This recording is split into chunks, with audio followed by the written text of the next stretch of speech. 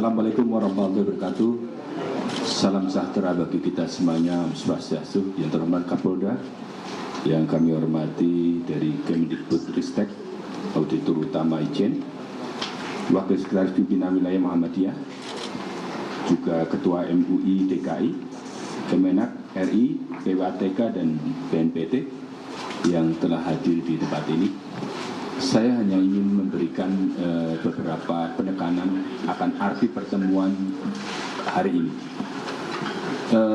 Rekan-rekan wartawan sekalian, kita mari sama-sama menjalankan fungsi kita, terutama fungsi wartawan, untuk memberikan informasi dan edukasi kepada masyarakat.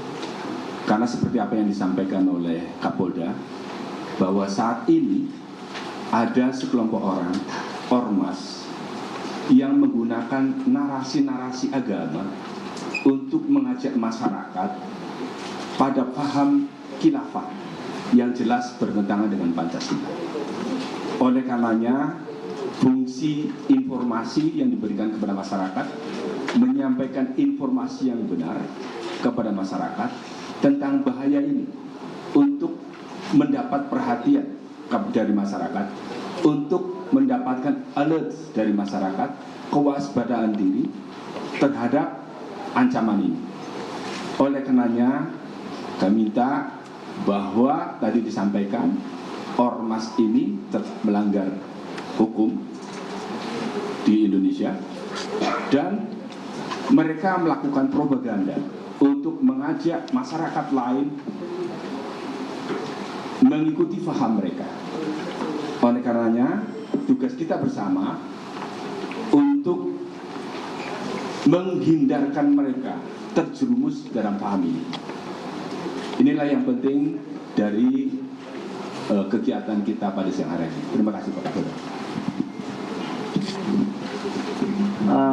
Rekan-rekan, sekarang kita beralih ke bapak-bapak yang dari Kementerian Agama dan kemudian Kemendikbudristek, lalu kemudian dari Ormas. Penjelasannya Pak Hengki dulu ya, mohon maaf. Sekarang Pak Hengki dulu, lalu kemudian nanti ada penjelasan dari beliau-beliau. Silakan Pak Hengki. Assalamualaikum warahmatullahi wabarakatuh. Salam sejahtera buat kita semua. Yang terhormat Bapak Pangdam Jaya, yang kami hormati Bapak Kapolda Metro Jaya, serta hadirin sekalian yang kami hormati dan kami muliakan. Pada kesempatan ini kami akan memaparkan secara singkat dan bersifat umum terhadap hasil penyelidikan dan penyidikan kami. Namun strategi penyidikan kami akan simpan rapat, namun kami yakinkan bahwa itu akan mengunci setiap tersangka yang kami tangkap selama ini dan yang potensial yang akan kami tangkap nanti. Dan kemudian kami perlu sampaikan bahwa dalam kegiatan kami selalu di backup oleh TNI, baik di wilayah DKI ataupun Jabodetabek maupun pada saat di Lampung, kami selalu bersama-sama dengan TNI, Forkompimda dan juga ulama. Artinya memang ini sudah menjadi keresahan secara umum. Kami pernah menyampaikan bahwa kasus ini dimulai dengan adanya keresahan daripada masyarakat, yaitu adanya konvoi yang terjadi pada tanggal 29 yang lalu. Dan kemudian kami adakan penyelidikan, namun kami perlu tekankan di sini bahwa kami tidak fokus pada konvoinya. Ada sesuatu yang lebih besar lagi yang harus diungkap, di mana ini menyangkut suatu organisasi.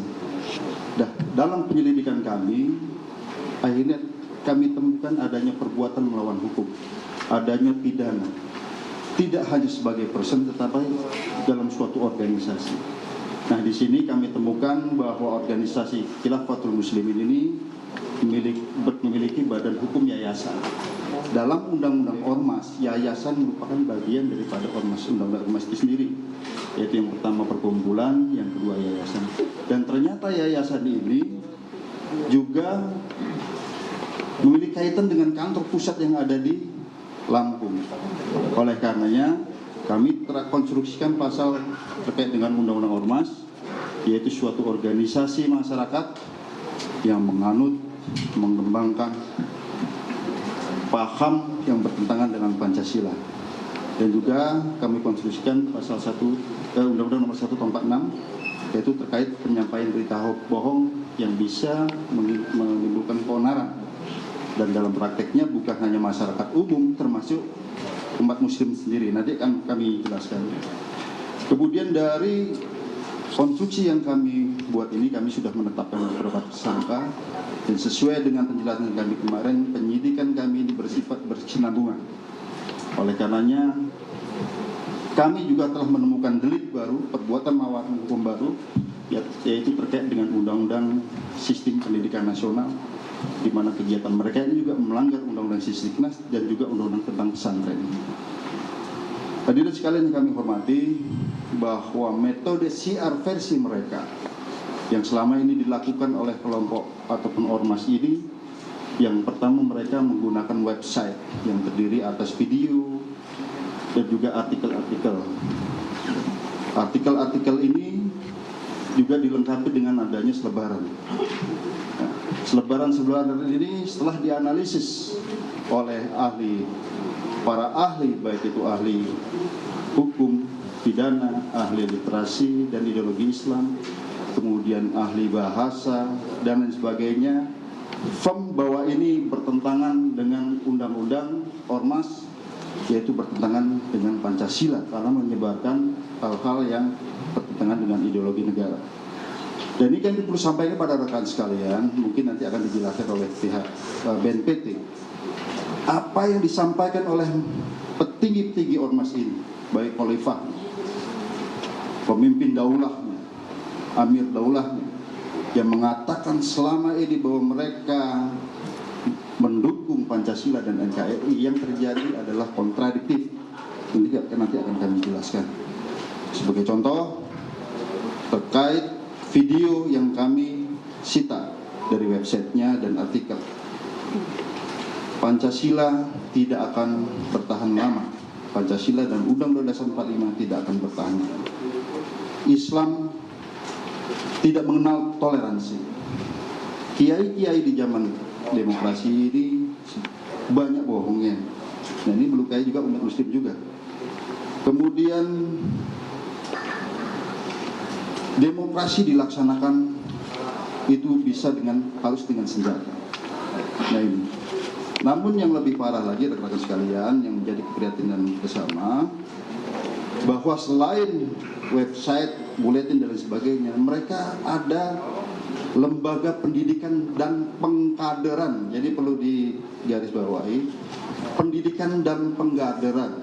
Setelah kami koordinasi dengan Kementerian Agama, bahwa apa yang disebut mereka sebagai pesantren itu bukan pesantren, karena tidak memenuhi persyaratan sebagai pesantren. Nah, mereka memiliki 25 pondok pesantren sementara ya, tetapi apabila dihitung unitnya, karena ada tingkatannya, itu terdiri dari 31. Ini baru sementara, kami akan berkembang terus mencari sekolah-sekolah yang terafiliasi. Kemudian dari lembaga pendidikan ini dipimpin atau di kurikulumnya diatur oleh murabi masing-masing pimpinan pondok pesantren dan menteri pendidikan, oleh yang dikatakan setelah kami periksa menyatakan bahwa saya setara dengan menteri pendidikan. Itu diatur di mana sekolah-sekolah ini berbasis khilafah dan tidak pernah mengajarkan Pancasila, Undang-Undang Dasar 45. Kemudian yang kedua, taat hanya kepada khalifah, sedangkan kepada pemerintah itu tidak wajib. Kemudian juga diajarkan di sini bahwa sistem yang sudah final adalah khilafah. Di luar khilafah itu adalah togut. Kemudian atau setan, iblis. Kemudian semua lembaga pendidikannya itu tidak mengacu terhadap perundang-undangan nasional. Apakah itu Undang-Undang Sisdiknas, Sistem Pendidikan Nasional, maupun Undang-Undang Pesantren, di mana dalam undang-undang tersebut mewajibkan berasaskan Pancasila dan Undang-Undang Dasar 45. Kemudian mereka memiliki sekolah dimulai dari SD SD 2 tahun, 3 tahun, SMP 2 tahun, SMA 2 tahun, dan 2 universitas, satu ada di Bekasi, satu ada di NTB, di mana setelah menjalani pendidikan selama 2 tahun di universitas mendapatkan gelar SKHI, Sarjana Kekhalifahan Islam. Nah, ini menjadi keprihatinan bersama. Oleh karenanya rekan-rekan sekalian, yayasan pendidikan ini yang didirikan itu adalah sebagai suatu alat. Oleh karenanya aktanya kami sita sebagai instrumental big, alat kejahatan, karena memang digunakan untuk melakukan tindakan-tindakan yang berlawanan dengan hukum. Lanjut, kami perlu sampaikan juga, mereka memiliki struktur yang hampir sama dengan negara. Dimulai dari pimpinan tertinggi adalah Khalifah, sudah kami tangkap, Abdul Qadir Hasan Baraja, kemudian Amir Daulah setingkat provinsi, kemudian Kepala Amir Wilayah itu setingkat kabupaten, kemudian Umul Ukro setingkat kecamatan, dan yang paling rendah adalah Amir Mas'ud Kemasulan.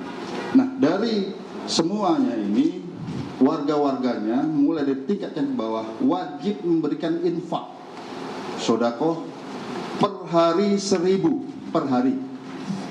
Data yang kami dapatkan ini baru puluhan ribu, baru tahap pertama kami temukan puluhan ribu data warganya itu. Kemudian tidak menutup kemungkinan akan ada dana-dana yang dari luar. Ini masih tahap penyelidikan, dan sejak awal kami sudah berkoordinasi dengan PPAPK di sebelah kami. Kemudian juga kami perlu sampaikan bahwa mereka dalam pendidikannya ini didanai oleh warga. Kemudian juga untuk merekrut atau pengkaderan ini, siswa-siswanya pendidikannya bersifat gratis. Jadi untuk masuk gratis, kemudian tetapi wali muridnya nanti akan dibaiat untuk wajib memberikan infak. Gitu. Kemudian rekan-rekan sekalian, hadirin sekalian yang kami hormati, bahwa hasil penggeledahan kami temukan puluhan ribu data warga Khilafatul Muslimin ini, ormas ini, yang ditunjukkan dengan ada namanya KTP versi kita, kalau mereka ada namanya nomor induk warga. Jadi setelah kami klasifikasi, yang tertinggi adalah wira swasta, kemudian petani 20%, karyawan 25%, guru 3%, termasuk di sini ada ASN dan juga dokter dan lain sebagainya. Nah, kemudian warga-warga ini setelah mereka dibaiat akan diberikan buku saku. Buku saku ini latar belakang tegaknya Khilafatul Muslimin, bisa ditunjukkan di sini ya, buku warna hijau. Nah, ini buku sakunya mereka, di mana merujuk kepada Darul Islam Kartosuwiryo.